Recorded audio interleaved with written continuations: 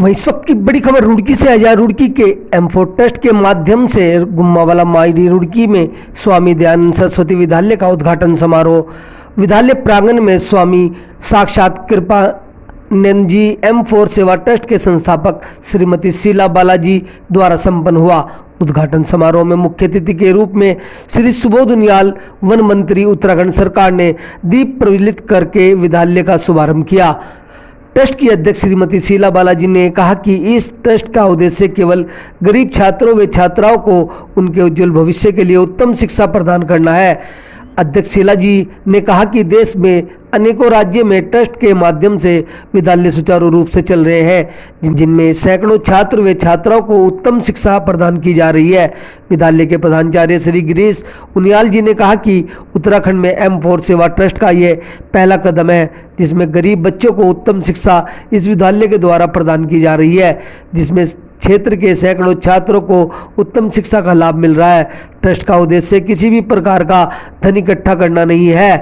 Trust का उद्देश्य केवल छात्र छात्राओं के उज्जवल भविष्य को बनाना है। इस विद्यालय से छात्रों में एक नई शिक्षा नीति का प्रारंभ होगा, जिससे गरीब बच्चों के लिए आवास की भी सुविधा विद्यालय कमेटी द्वारा प्रदान की जाएगी। सभी प्रकार की सुविधाएं छात्रावास में बच्चों को दी जाएगी।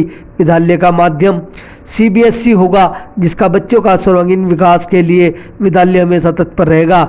म्यूजिक व अन्य प्रकार की शिक्षा भी विद्यालय में प्रदान की जाएगी। प्रधानाचार्य ने कहा कि उत्तराखंड में स्वामी दयानंद सरस्वती विद्यालय अपनी एक पहचान बनाएगा। विद्यालय के सभी शिक्षक व शिक्षिकाएं पूर्णतः अनुभवी व शिक्षित होंगे, जिनके द्वारा विद्यालय में बच्चों को उत्तम शिक्षा प्रदान की जाएगी। प्रधानाचार्य ने कहा कि विद्यालय में प्रवेश प्रारंभ है, प्रवेश ट्रस्ट के माध्यम से हो रहे हैं। योग्य छात्र व छात्राओं का छात्रावास की सुविधा प्रदान की जाएगी। कार्यक्रम में जिला महामंत्री किसान मोर्चा टिहरी गढ़वाल श्री ज्योति प्रसाद भारतवाल जी, स्वामी हंसानंद जी, स्वामी सुधानंद जी, शीशपाल सैनी गुम्मावाला, GS चौहान, अंकित टुटेजा, ज्योति शर्मा, धर्म प्रकाश नोटियाल, हितेश शर्मा, पूर्व चेयरमैन मंडी समिति मंगलोर, रोशन लाल सैनी, अमित सैनी, विनोद सैनी, पूर्व प्रधान माजरी, गजेंद्र सैनी, रोहित बिजवाल आदि लोग उपस्थित रहे। हम हैं आज़ाद न्यूज के लिए जितेंद्र सैनी की रिपोर्ट। आर्थिक रूप से कमजोर लोगों के बच्चों को पढ़ाने के लिए काम करता है, तो निसंदेह ये एक अपने आप में बहुत पवित्र काम। दयानंद आश्रम जो हमारे स्वामी दयानंद सरस्वती जी की धरोहर है, उनके द्वारा स्थापित एक ट्रस्ट एम फॉर सर्विस के द्वारा ये जो ऑलरेडी 90 से ज़्यादा छात्रावास पूरे देश में चला रहे हैं, जिनमें बच्चों को रहना खाना पढ़ाना फ्री का मुफ्त में है। जो बच्चे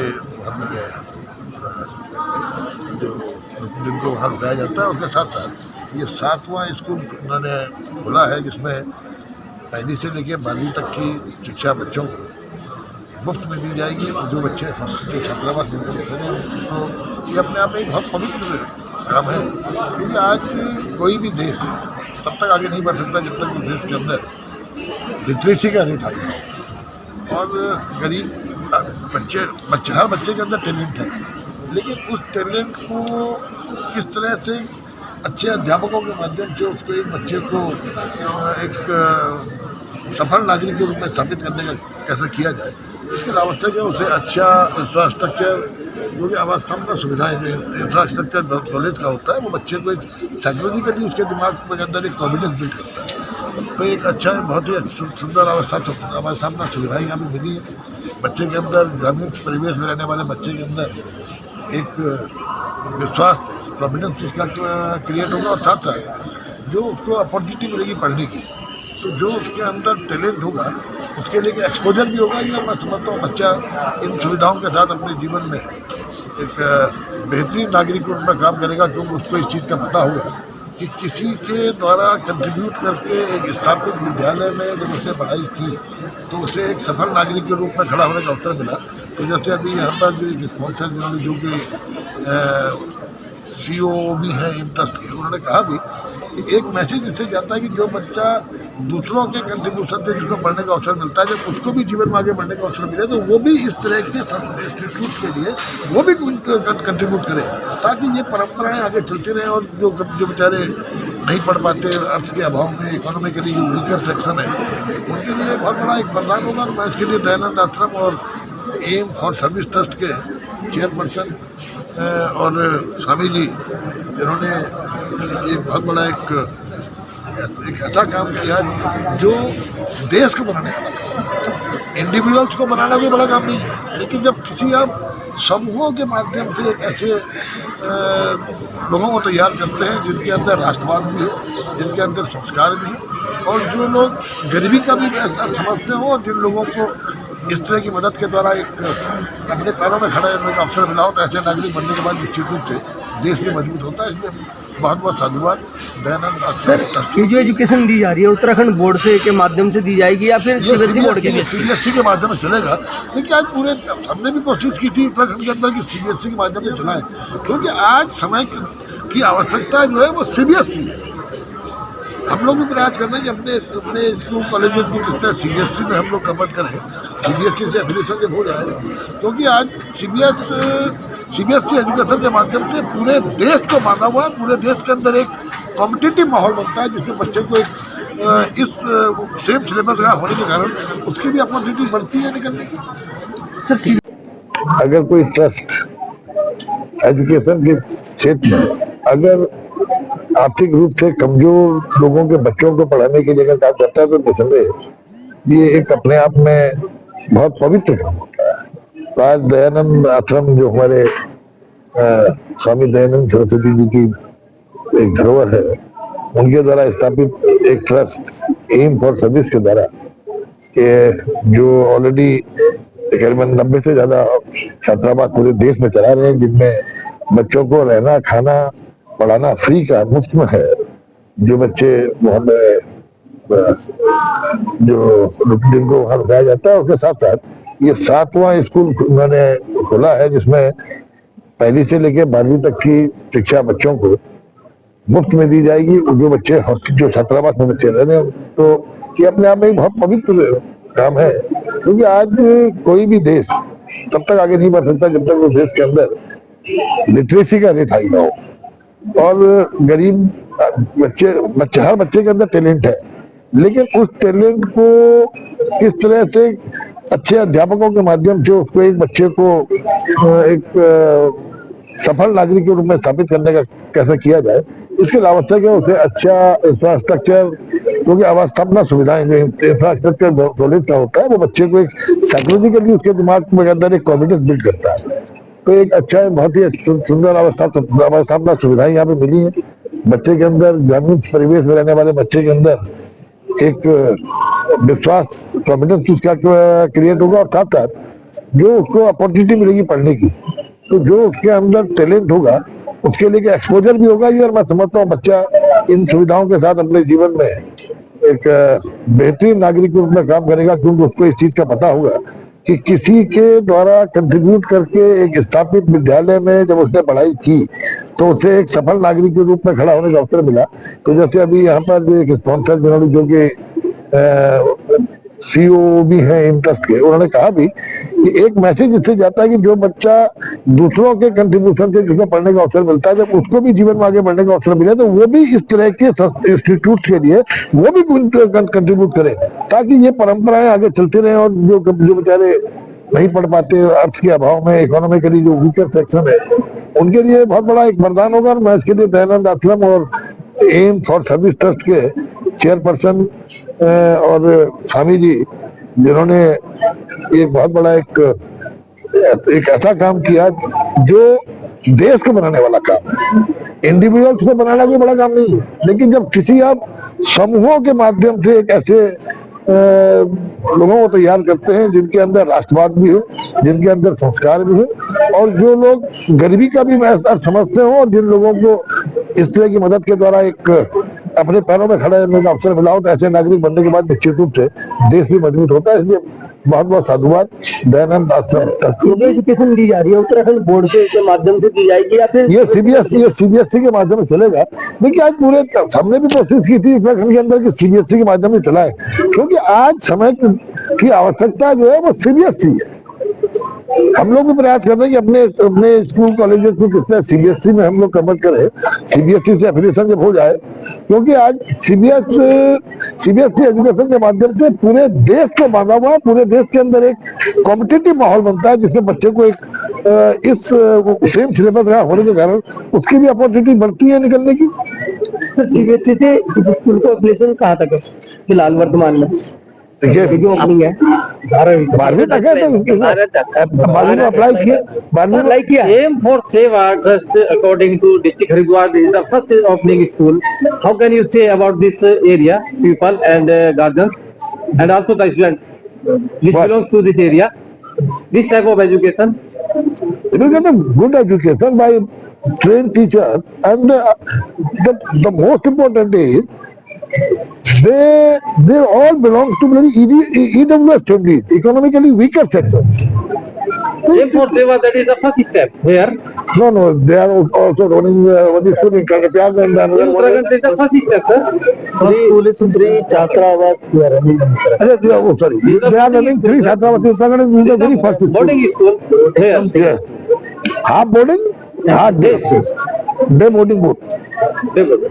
Thank you. सर एक ये हमारा स्वामी जी का विजन है, उनका दृष्टिकोण से ये पूरे देश, सिर्फ उत्तराखंड या तमिलनाडु या वेस्ट बंगाल, पूरे देश का हर कोने पर जो बच्चे हैं उनका जो अपॉर्चुनिटी नहीं है अच्छी स्कूल जाने के लिए, देन स्वामी जी ने कहा कि जब हम कर सकते हैं, हमको शक्ति है, देन हम ऐसा स्कूल और छात्रावास करना ही पड़ता है, इसलिए हम कर रहे हैं।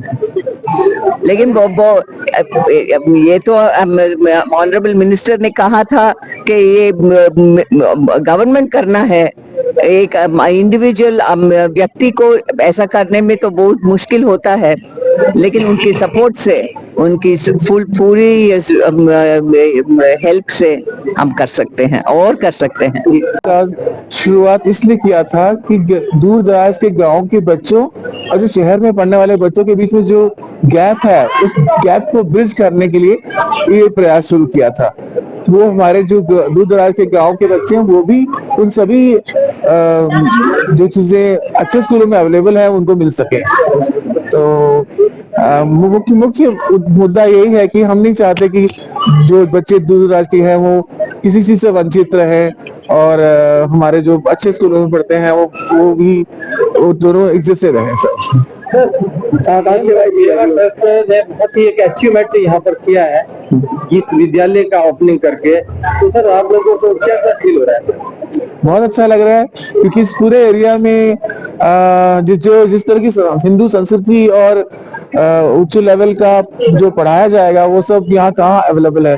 तो हम उन गांव के लोगों को भी मौका दे रहे हैं इस बात का कि वो हमारे यहाँ पढ़ सके और कुछ बन सके। ट्रस्ट के माध्यम से मोस्टली जो है बच्चे, यानी कि जो नेडी बच्चे हैं, गरीब बच्चे हैं, उनको एजुकेशन मिलेगी। एजुकेशन के लिए सब स्कूल तो सबके लिए ओपन है, लेकिन जो हॉस्टल है, जो हमारा छात्रालय बन रहा है, उसमें जरूरतमंद बच्चे ही आएंगे।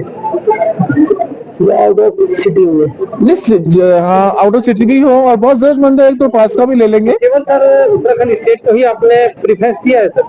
नहीं, हमारा ऑल ओवर इंडिया में 16-17 राज्यों में इस तरह का काम चल रहा है। Thank you. Madhuri, in district Haridwar, today aim of Seva Education Trust started a school here, and today this is the opening day. How much you feel here? How do you feel? Sir, this area is very fortunate. Roorkee and nearby areas are very fortunate to have an aim for Seva school here, because aim for Seva schools are different from other schools. Here we not only give academic education, we also give cultural education, and we give all the needy children, we give free education. Those who require help, we give free education. No charge here in fee structure. For those who need help, Only needy person. needy person. Yeah. Those who can afford to pay, they will pay. This school will be belongs to day boarding. Here. There are two hostels will be there. One hostel for girls, another hostel for boys. Each having a strength of 50 students. Many Rest will be day this school. area is very backward for the education. But that is a very good opportunity due to this field and this area for the boys and girls. But this is the aim of Seva. Seva. No profit motive in this. In this project, there is no profit motive. This is purely Seva. Only Seva. Thank you. बच्चों के लिए सहयोग किया जाए। जी, सबसे पहले तो मैं आपको ये बताना चाहूंगा कि जो एम फॉर सेवा जो स्थापना की गई स्वामी दयानंद सरस्वती जी के द्वारा सन 2000 में की गई, इसका उद्देश्य ये था कि दूर दराज के क्षेत्रों में, ग्रामीण क्षेत्रों में जाकर के शिक्षा का प्रचार प्रसार करना, ऐसे क्षेत्रों में जाकर के उन बच्चों का चयन करना जो शिक्षा से वंचित रह जाते हैं, जो गरीब परिवार से आते हैं, तो उन लोगों के लिए छात्रालयों की व्यवस्था की गई। तो आज की तारीख में हमारे पास 92 छात्रावास हैं ऑल ओवर इंडिया में, करीब 17 स्टेट्स हैं। इन छात्रालयों में बच्चे रहते हैं और उनके आसपास के स्कूलों में शिक्षा के लिए भेजा जाता है, जिसका खर्चा पूरी तरह से संस्था उठाती है, A to Z सब कुछ। अब इसी को कॉन्सेप्ट को आगे बढ़ाते हुए ये विचार किया गया कि अगर इससे बढ़िया हम ये करें कि स्कूल भी अपना हो और छात्रालय भी अपना हो, तो उसी चेन में हमने कुछ नए स्कूल्स खोले हैं। तो वो ये 7 स्कूलों का डिफरेंट स्टेट्स में चयन किया गया, 7 जगहों पे। इससे पहले हमारे कुछ स्कूल ऑलरेडी चल रहे हैं, जो पहले से चल रहे हैं। 4 साउथ में है, फिर एक डिग्री कॉलेज भी है वहाँ पे। और अब जो मैंने कहा नए कॉन्सेप्ट के साथ यह है कि छात्रालय भी अपना हो और स्कूल भी अपना हो, तो उसके तहत इस स्कूल में 2 छात्रावासों की व्यवस्था की गई है। एक गर्ल्स हॉस्टल है, एक बॉयज हॉस्टल है। हर हॉस्टल की जो कैपेसिटी है वो 75 से 80 बच्चों को अकोमोडेट करने की है। तो हम ये कह सकते हैं कि हम कोशिश करें तो 150 से 200 बच्चों को हम स्कूल में अकोमोडेट कर सकते हैं। उनकी शिक्षा की पूरी व्यवस्था संस्था की होगी। और बाकी के जो क्षेत्रवासी हैं, जो क्षेत्र के आसपास के क्षेत्रों से आने वाले जो बच्चे हैं, वो जो भी मिनिमम पॉसिबल फीस है वो हम उनसे लेंगे। और आसपास के स्कूलों से आप ये मान लीजिए कि उनसे कमतर फीस होगी हमारी, और वो यहाँ पर जो अफोर्ड कर सकते हैं उनसे हम फीस लेंगे। छात्रावास में छात्र रहने वाले छात्रों को किस तरीके का लाभ मिलेगा? जैसे रहने के लिए कमरा है, सब खाना कुछ है, रहने के लिए भी है, खाने के लिए भी है, पढ़ने की सारी सुविधाएं हैं। स्कूल के अंदर जितनी भी सुविधाएं हैं सब उनको फ्री ऑफ कॉस्ट दी जाएगी, उनसे एक नया पैसा भी नहीं लिया जाएगा। छात्रावास में रहने वाले बच्चे जो सर लोकल के होंगे या अदर के होंगे? देखिए, लोकल के हम कुछ ऐसे परिवारों को चिन्हित कर सकते हैं जिनके लिए बहुत जरूरी है। पर मैं एक बात यहाँ पर कहना चाहूंगा कि लोकल में थोड़ा ये समस्या आती है कि लोकल कभी भी स्कूल में पेरेंट्स कभी भी आ सकते हैं। तो हमारी ये है कि ये केवल लोकल ना होकर के ऑल ओवर इंडिया कहीं से भी, आप अगर बोलें कि ग्रामीण क्षेत्रों से गढ़वाल से 4 बच्चे लेने हैं, आप अगर बोलें कि झारखंड से 4 बच्चे लेने हैं, आप अगर कहें मणिपुर से 4 बच्चे लेने हैं, तो वो भी यहाँ पर एडमिशन ले सकते हैं। तो उनको पूरी फ्री सुविधा दी जाएगी। सर एडमिशन ओपन है, कौन सी क्लास से कौन सी क्लास तक? अभी इस साल हमने जो है क्लास 1 से लेकर के क्लास 7 तक की व्यवस्था की है, ताकि अगले साल हम CBSE का इसी साल अगर हम अप्लाई कर दें एफिलिएशन के लिए, तो 9वीं तक आते आते हमें एफिलिएशन मिल जाए। सर एडमिशन क्राइटेरिया क्या क्या है सर? एडमिशन कंडीशंस क्या क्या रखी गई है सर? आप देखिए, एडमिशन क्राइटेरिया अगर हम लोकल व्यवस्था की बात करें, लोकल लोगों के लिए बात करते हैं, तो पहले रजिस्ट्रेशन के साथ ही हम एडमिशन टेस्ट लेंगे जो यहाँ के लोकल लोगों के लिए होगा, और बच्चे का लेवल हम देखेंगे कि वो किस कक्षा के लिए सुटेबल है, उसके अकॉर्डिंग उनको एडमिशन दिया जाएगा। Thank you sir. Thank you.